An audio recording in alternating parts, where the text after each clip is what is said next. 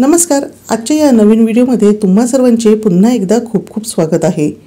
गणपती बाप्पाचे लवकरच आगमन होणार आहे. त्याचबरोबर वेगवेगळे सणसुद्धा येणार आहेत. त्यासाठी आपल्याला वेळोवेळी अशा ह्या फुलवाती लागतच असतात. तर आज आपण अशा ह्या रंगीबेरंगी फुलवाती कशा बनवायच्या ते बघणार आहोत. मार्केटमध्ये अशा ह्या फुलवाती सहज उपलब्ध होतात, परंतु त्यामध्ये बऱ्याचदा भेसळही असते. मग आपण आपल्या स्वतःच्याच हाताने जर अशा ह्या फुलवाती घरच्या घरी तयार केल्या तर आपल्यालाही याचा नक्कीच आनंद होणार आहे. फुलवाती तयार करण्यासाठी इथे मी काही साहित्य घेतलेले आहे. तर फुलवातीला वेगवेगळे रंग देण्यासाठी इथे मी अष्टगंध, हळद आणि कुंकवाचा वापर करणार आहे.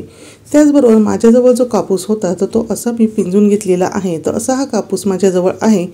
तर मी थोडा थोडा करून हा कापूस बरोबर बीपासून वेगळा करून घेणार आहे. जर तुम्हाला रेडीमेड जर कापूस मिळाला तर तुम्ही रेडीमेड कापसाचा सुद्धा इथे वापर करू शकतात. पण कापूस घेताना शक्यतो कॉटनचा असंच आपल्याला हा कापूस घ्यायचा आहे, कारण की रेडीमेड कापसामध्ये सुद्धा बऱ्याचदा नायलॉन हे आपल्याला आढळते आणि अशा वेळेस मग अशा ह्या फुलवाती जास्त वेळ ह्या जळत नाही. त्यामुळे आपल्याला कापूस घेताना ही काळजी नक्कीच घ्यायची आहे.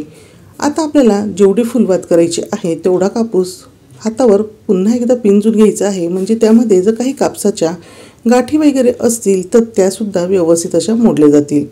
त्यानंतर आता आपल्याला फुलवातीचा खालचा जो भाग आहे तो गोलाकार अशा पद्धतीने तयार करून घ्यायचा आहे. आणि आता तुम्हाला पहिल्याच प्रयत्नात कदाचित ही फुलवात तयार करायला जमणार नाही, पण जर तुम्ही प्रॅक्टिस केली तर नक्कीच तुम्हाला ही जमणार आहे. त्याचबरोबर फुलवातीचे पुढचे टोक हे व्यवस्थित असे तयार करता यावे यासाठी तुम्ही इथे रांगोळीचा वापर करू शकता, ज्यामुळे हाताला छान अशी ग्रीप मिळेल आणि फुलवात ही छान अशी टोकदार तयार होईल. आणि फुलवात ही अशीच राहावी यासाठी तुम्ही इथे अधूनमधून दुधाचा सुद्धा वापर करून घेऊ शकता. आता फुलवात ही शक्यतो खालच्या बाजूने गोलाकार असते, पण इथे मी अशा पद्धतीने ही फुलवात पसरवून घेतलेली आहे. आता ही फुलवात मी अशी का पसरवली आहे हे तुम्हाला मी पुढे जाऊन सांगणारच आहे. आणि बाकीच्या ज्या मी फुलवाती तयार करून ठेवलेल्या होत्या तर त्या तुम्ही बघू शकतात अशा ह्या गोलाकार आहेत, तर त्यासुद्धा मी पसरवून घेणार आहे. आता आपल्याला ह्या ज्या फुलवाती करायच्या आहेत तर त्यासाठी आपल्याला अशाच ह्या पसरट फुलवाती इथे लागणार आहेत. जर तुम्ही रेडीमेड फुलवातींचा इथे वापर करणार असाल तर तरीसुद्धा ही फुलवाती खालच्या बाजूने तुम्हाला अशाच ह्या पसरवून घ्यायच्या आहे. म्हणजे तुम्हाला त्याचा काय फायदा होईल हे नंतर तुम्हाला बघायलाच मिळेल. आता तुम्ही इथे दुधाचा बोट लावून नंतर अष्टगंधामध्येच तो बोट बुडवून अशी ह्या फुलवातींना रंग देऊ शकता. पण असा हा रंग फुलवातींना अगदी व्यवस्थित असा लागला जात नाही. यासाठी आता मी ह्या सर्व हळद, कुंकू आणि अष्टगंध यामध्ये अगदी काही थेंब पाण्याचे घालून घेणार आहे आणि याला थोडेसे हलकेसे असे पातळ करून घेणार आहे. म्हणजे आपल्याला वातींना कलर देणे अगदी सोपे होऊन जाईल. मार्केटमध्ये बऱ्याचदा अशा कलरच्या फुलवाती मिळतात, पण त्यामध्ये केमिकलच्या कलरचा वापर केला जातो. पण आज आपण अगदी घरगुती पद्धतीने आणि घरच्या साहित्यात अशा या फुलवाती तयार करणार आहोत. तर सुरुवातीला काही फुलवाती ह्या मी अष्टगंधापासून तयार करून घेणार आहे. त्यानंतर हळदीपासून आणि सर्वात शेवटी कुंकवापासून करणार आहे. आता अष्टगंधाच्या वाती ह्या तयार झाल्यानंतर आपल्याला हात धुवून घ्यायचा आहे. म्हणजे अष्टगंधाचा रंग हा पुन्हा दुसऱ्या फुलवातीला लागणार नाही. आणि त्यानंतर इथे मी हळदीमध्ये पुन्हा बोट बुडवून हळदीच्या ह्या फुलवाती तयार करून घेत आहे. आता या फुलवाती वरच्या बाजूने थोड्याशा अशा ओलसर झालेल्या आहेत, तर त्या आपल्याला पूर्णपणे वाळू द्यायच्या आहे. आणि पुन्हा मी हात धुणार आहे आणि सर्वात शेवटी कुंकवाच्या साहाय्याने ह्या फुलवाती ज्या आहेत तर त्यांना रंग देऊन घेणार आहे. म्हणजे कलरफुल अशा ह्या फुलवाती आपल्या छान अशा दिसतील. इथे तुम्ही बघू शकतात फुलवाती आत्ताच दिसायला खूप सुंदर अशा दिसत आहेत. आणि अशा या फुलवाती जरी तुम्ही एखाद्या पॅकेटमध्ये करून ठेवल्यात तरीसुद्धा चालणार आहे. आता आपण ह्या फुलवातींना तुपाच्या फुलवाती बनवणार आहोत. तर सर्वात अगोदर इथे मी घेतलेला आहे भीमसेन कापूर. इथे आपल्याला भीमसेन कापराचाच वापर करायचा आहे. दुसरे जे आपले केमिकलयुक्त कापूर येतात त्याचा वापर इथे अजिबात करायचा नाही.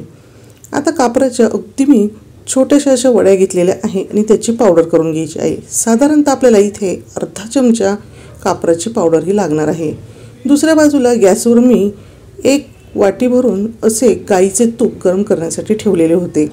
आता यामध्ये मी 2 चमचे घालणार आहे, ते म्हणजे वनस्पती तूप. आता मार्केटच्या ज्या फुलवाती असतात त्या जास्त वेळपर्यंत घट्ट अशा राहाव्यात यासाठी यामध्ये मेणबत्तीचे मेण घातले जाते. पण त्यापेक्षा आपण यामध्ये वनस्पती तूप घालणार आहोत, जेणेकरून ह्या वाती बराच वेळपर्यंत अशाच घट्ट राहतील। सर्वात शेवटी यामध्ये मी अर्धा चमचा कापराची पावडर घालून घेतलेली आहे आणि गॅसची फ्लेम आपल्याला बंद करायची आहे।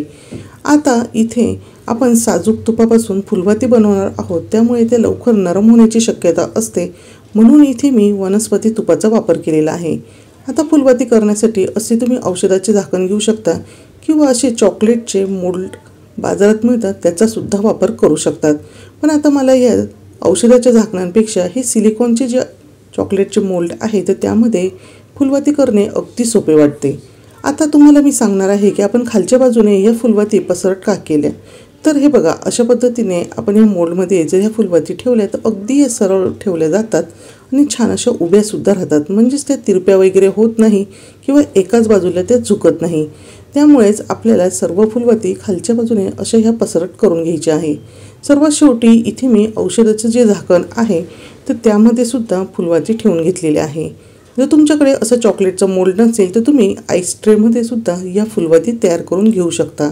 पण अशा या चॉकलेटच्या सिलिकॉनच्या मोल्डमध्ये जर तुम्ही फुलवाती केल्या तर त्या तयार झाल्यावर बाहेर काढणे अगदी सोपे जाते।